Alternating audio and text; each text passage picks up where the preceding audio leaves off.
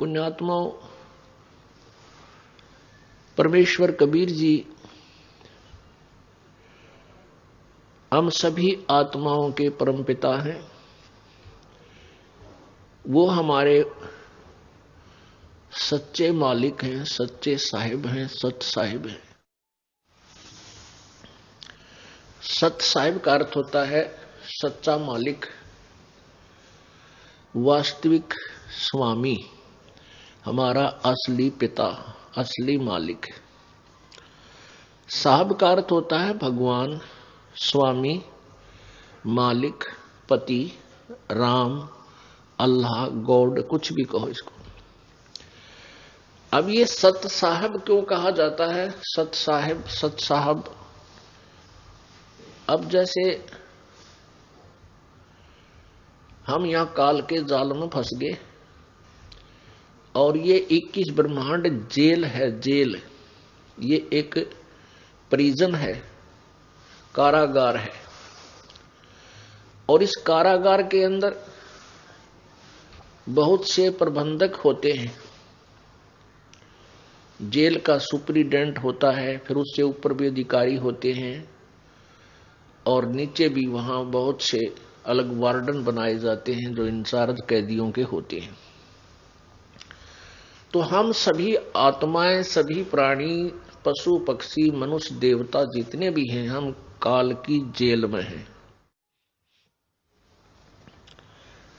और यहां के मालिक कौन है? इस जेल के प्रबंधक, यहां का सुपरिटेंडेंट समझ लो यू काल है, या यहां का मालिक समझ लो डीजी समझ लो। और ब्रह्मा विष्णु महेश यहां के प्रबंधक हैं, इस जेल में सबकी व्यवस्था रखते हैं। और आप और हम सभी यहां कैदी है, ये सत्कर मान लेना। एक पुन्नी एक पापी आया, एक है सूम दलेल रे।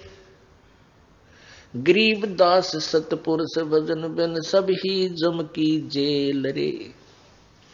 एक पुन्नी एक पापी आया, एक है सूम दलेल रे। गरीब दास हरि भजन बिना ये सब ही जम की जेल रे। एक पुण्य करता है, पुण्य धर्मी व्यक्ति है, और एक बिल्कुल पुण्य नहीं करता, बिल्कुल कंजूस है, सूम है। अब ये पुण्य करने वाला कहां जाएगा? स्वर्ग जाएगा। और स्वर्ग में अपने पुण्यों को समाप्त करके कहां आएगा? नरक में जाएगा। क्योंकि जब तक हम कबीर परमेश्वर जी की शरण में परम संत के माध्यम से नहीं जुड़ते हैं, तब तक प्राणी को, चाहे वो किसी भी देव की भक्ति करता है, चाहे ब्रह्म साधना करता है, चाहे परब्रह्म साधना करता है, चाहे वो ब्रह्मा विष्णु महेश या अन्य देवताओं की और अन्य पूजाएं करता है, उसको वर्क डन मिलेगा। जैसा किया वैसा फल उसको भोगना होगा। पुण्यों का अलग अकाउंट होगा और पाप का अलग होगा।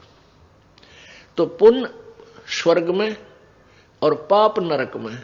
फिर कुछ मिले जुले ऐसे संस्कार निर्धारित किए हैं जो 84 लाख प्रकार के प्राणियों की, पशु पक्षी, जीव जंतु, जल के जंतु, इन सभी की योनियों में भी आपने भोगना पड़ेगा। एक पुण्य करने वाला, एक पापी, और एक है सोम दलेल रे। एक कति कंजूस है, दान पुण्य करता नहीं। तो ये सभी कहते हैं काल की ही जेल में है। वो पुण्य करने वाला भी स्वर्ग में पहुंच गया, वहां पुण्य खत्म होते, नरक के बाद 84 लाख योनियों के इस कोल्लू के चक्कर में गिर जाएगा।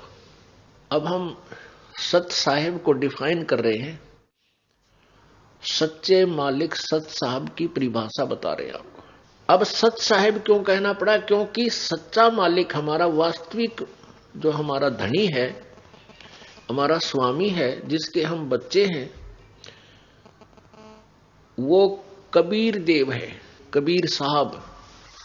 देव कहो, साहब कहो, राम कहो, अल्लाह कहो, गॉड कहो, ये सभी भाषा भिन्न और उपमात्मक परमात्मा के नाम हैं। अब जैसे एक तहसीलदार साहब, फिर एसडीएम साहब, फिर डिप्टी कमिश्नर साहब, मंत्री साहब एक प्रांत में, और मुख्यमंत्री साहब, फिर प्रधानमंत्री साहब और राष्ट्रपति साहब, ये सभी साहब हैं। इसी प्रकार हमने प्रभु को समझना है, प्रभु की परिभाषा समझनी है।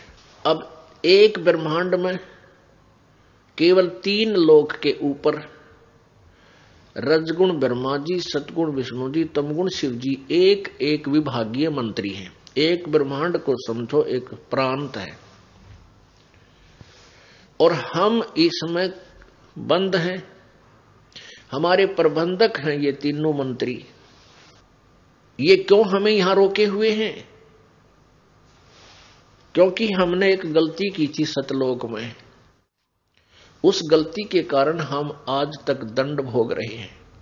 वो दंड तो ये उसका इतना बड़ा पैमाना हो गया, हमारे लिए इतना बड़ा दंड बन गया कि 84 लाख योनियां भी उसी कारण से आज हम भोग रहे हैं। क्योंकि हम अपने पिता को भूलकर उस सच्चे मालिक को, सच्चे साहब को, सत साहब को भूल गए।